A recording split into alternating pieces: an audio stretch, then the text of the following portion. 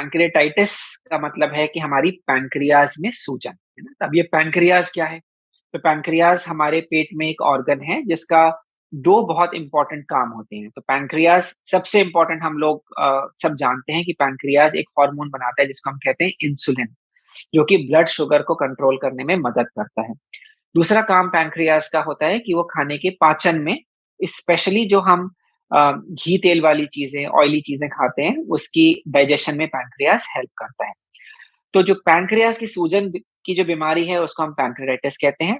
और अगर ये बीमारी लंबे समय तक चली आए, लंबे अरसे तक चली आए, तो इसको हम क्रॉनिक पैंक्रियाटाइटिस कहते हैं। क्रॉनिक पैंक्रियाटाइटिस में जो हमारा पैंक्रियाज ग्लैंड होता है, वो थोड़ा-सा सिकुड़ना शुरू हो जाता है, वो हार्ड होना शुरू हो जाता है। उसका जो फंक्शनिंग मास है, वो कम होना शुरू हो जाता है और कभी-कभी कुछ मरीज़ों के अंदर पैंक्रियाज के अंदर पत्थर भी बनने शुरू। तो अगर किसी को क्रॉनिक पैंक्रियाटाइटिस है, तो पैंक्रियाज अपना काम, अपना फंक्शन ठीक से नहीं कर पाएगा।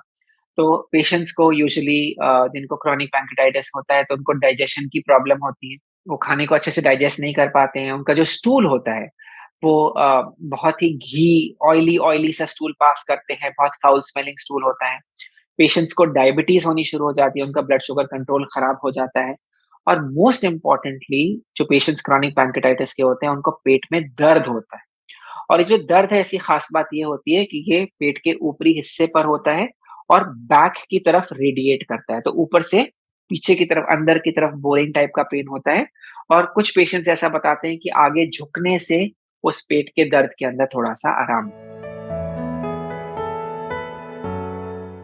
अगर हम अक्यूट पैंक्रियाटाइटिस की बात करें, जो अक्यूट सूजन हुई है पैंक्रियाज ग्लैंड की, तो उसका सबसे इम्पोर्टेंट कारण गॉल ब्लैडर में स्टोन्स होते हैं।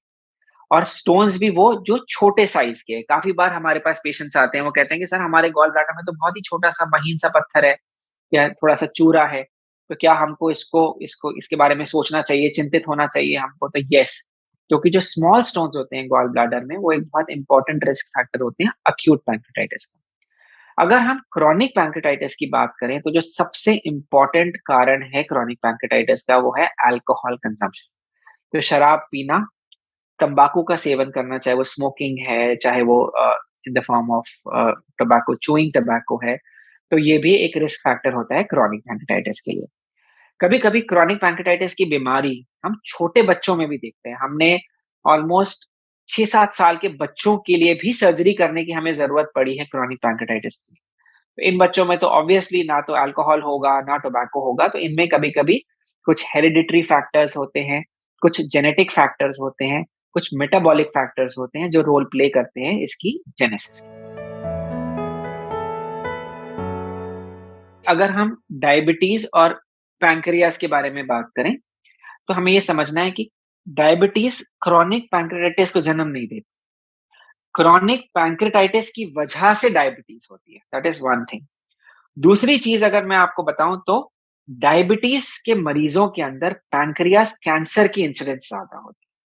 तो जो डायबिटिक्स हैं, they have a higher incidence of pancreatic cancer. और क्रॉनिक पैंक्रियाटाइटिस के जो मरीज़ हैं, उनके अंदर higher incidence of diabetes. Chronic pancreatitis का इलाज है, वो एक हम कहें कि मेडिसिन से भी किया जा सकता है, एंडोस्कोपी से भी किया जा सकता है और सर्जरी से भी किया जा सकता है।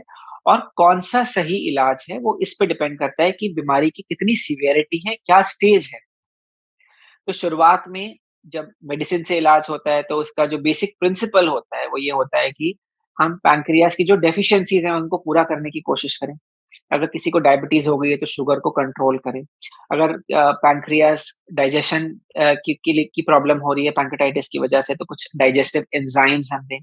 अगर किसी मरीज़ को पेन हो रहा है, तो उसके पेन कंट्रोल के लिए मेडिसिन्स दें। कभी-कभी जो बीमारी होती है, उसमें क्रॉनिक पैंक्रियाटाइटिस में कुछ कॉम्प्लिकेशंस आ जाती हैं। कभी-कभी पैंक्रियाज़ के अंदर कुछ पानी इकट्ठा होना शुरू हो जाता है। कभी-कभी पैंक्रियाज़ के अंदर कुछ हिस्से के अंदर पत्थर आने शुरू हो जाते हैं। तो अगर कुछ ऐसी समस्या है, तो एंडोस्कोपी का भी रोल होता है इसके अंदर। कुछ स्टोन्स को शॉक वेव्स के साथ तोड़ा भी जाता है, एंडोस्कोपी करके उसको निकाला भी जाता है। पर जब बीमारी एक सीमा के पार चली जाती है, जिसमें पूरी पैंक्रियाज़ इन्वॉल्व हो गई है, अगर पूरे पैंक्रियाज़ के अंदर पत्थर बनने शुरू हो गए हैं, अगर पैंक्रियाज की डक्ट बहुत ज्यादा डायलेट होनी शुरू हो गई है और मरीज को बहुत तेज पेन हो रहा है जो दवाइयों से भी रिस्पॉन्ड नहीं कर रहा है, तो उसमें सर्जरी का बहुत अच्छा रोल होता है। तो इस सर्जरी के अंदर हम जो पैंक्रियाज है उसके अंदर सारे स्टोन्स को हम रिमूव करते हैं। जो पैंक्रियाज की डक्ट है उसको हम एक छोटी आंत के साथ जोड़ देते हैं, जिससे जो मरीज के सिम्टम्स हैं वो बहुत ज्यादा बेहतर हो जाते हैं। और आजकल जो हम क्रॉनिक पैंक्रेटाइटिस की सर्जरी है वो हम लैप्रोस्कोपिक टेक्निक से करते हैं। तो आई थिंक प्रोबेबली पूरे इंडिया में हमारे पास हाईएस्ट एक्सपीरियंस है of doing laparoscopic surgery for chronic pancreatitis. Laparoscopic surgery अगर हम लेमैन टर्म्स में बात करें तो एक तरह की होल सर्जरी है। तो हम पेट के अंदर कोई बड़ा इंसिजन, बड़ा कट नहीं देते। हम पेट में बहुत छोटे-छोटे से सुराख बनाते हैं जो आधे सेंटीमीटर, 1 सेंटीमीटर के सुराख होते हैं और उन छोटे-छोटे सुराखों सुराखों के ज़रिए हम पेट में कुछ औज़ार, कुछ इंस्ट्रूमेंट्स डालते हैं और एक 3D कैमरा के विज़न में देखते हुए हम अंदर सर्जरी को अंजाम देते हैं। तो इससे मरीज़ को फ़ायदा ये होता है कि मरीज़ को एक तो पेट में कोई बड़ा निशान नहीं आता, तो कोई देख के ये भी नहीं बता सकता कि मरीज़ का ऑपरेशन भी हुआ है, नंबर 1। नंबर 2, जो पेशेंट की रिकवरी होती है वो बहुत फ़ास्ट होती है, क्योंकि कोई बड़ा कट नहीं दिया है, तो पेशेंट को पेन नहीं होता, पेशेंट को रिकवरी बहुत ज़्यादा फ़ास्ट हो जाती है, पेशेंट को स्कार रिलेटेड कॉम्प्लिकेशन जैसे हर्निया वगैरह वो सब कुछ नहीं होता। तो जो आजकल लेटेस्ट टेक्नीक है क्रॉनिक पैंक्रेटाइटिस को सर्जिकली मैनेज करने के लिए वो लैप्रोस्कोपिक टेक्नीक है। ओपन सर्जरी की बात करें तो शुरुआत में मरीज को पूरी तरह नॉर्मल होने में कभी-कभी 3 से 4 हफ्ते तक का टाइम लग जाता है। बट अगर हम वही लैप्रोस्कोपिक सर्जरी की बात करें तो 5 से 7 दिन के अंदर कभी पेशेंट्स हमारे सर्जरी के बाद नेक्स्ट डे उठ के वार्ड में घूमना शुरू कर देते हैं और अपनी नॉर्मल लाइफ, अपनी रोजमर्रा की जिंदगी में अपना जॉब को दोबारा ज्वाइन करने में यूजुअली अराउंड 1 वीक का टाइम लगता है लैप्रोस्कोपिक सर्जरी। प्रिवेंशन पैंक्रेटाइटिस के लिए जैसे मैंने आपको बताया कि जो 2 इम्पोर्टेंट रिस्क फैक्टर्स हैं, वो अल्कोहल और टोबैको। काफ़ी बार हमारे पास पेशेंट्स आते हैं और उनको ये बीमारी हो चुकी है, बट क्योंकि वो इतने एडिक्ट हो चुके होते हैं, उनको दर्द भी हो रहा होता है, बट तब भी वो अपनी इन बैड हैबिट्स को छोड़ नहीं पाते। तो आई थिंक अपने आप को इन दोनों चीज़ों से बचा के रखें, क्योंकि अल्कोहल और टोबैको आई वुड से बहुत सारे, ना केवल क्रॉनिक पैंक्रेटाइटिस बट बहुत सारे और कैंसर्स का भी जन्म जो है इन दोनों चीज़ों से होता है। लिवर डिजीज़ेज़ होती हैं, कैंसर्स होते हैं, तो अपने आप को अल्कोहल और टोबैको से बचा के रखिए, नंबर 1। नंबर 2, पैंक्रियाज़ का फंक्शन होता है इंसुलिन बनाना, तो बहुत ज़्यादा हम मीठी चीज़ें खाएँगे तो वो पैंक्रियाज़ के ऊपर ज़ोर डालेगा।